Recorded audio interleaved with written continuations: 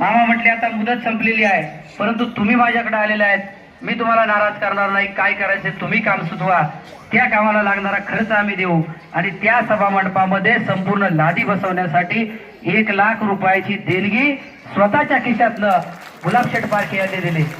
त्याचबरोबर गुरुवर्य आनंदगिरी महाराजांच्या मठामध्ये देखील प्युअर ब्लॉक बसवण्यासाठी स्वतःच्या खिशातनं 1,00,000 रुपयाची देणगी दिली. आमच्या उपळीच्या रस्त्याला चिखल होता आणि एक सचिंद्र गोगरे सरांच्या शाळेच्या दिशेने जाणारा रस्ता आहे.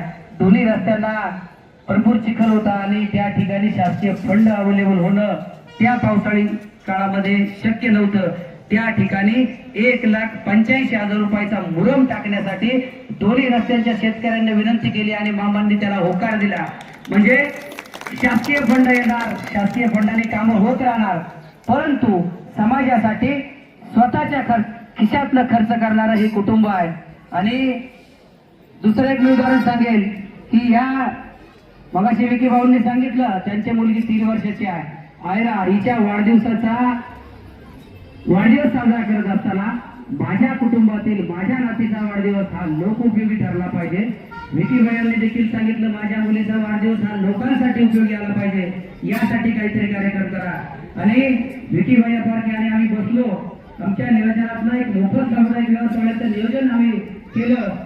23 लग्न नातीच्या वाढदिवसाच्या निमित्ताने ज्यांनी साजरी केली या मतदारसंघातील गोरगरीब जनतेची लग्न, 23 लग्नाचा मोफत सामुदायिक विवाह सोहळा वडज या मंदिरामध्ये या पारखीवर परिवाराने साजरा केला.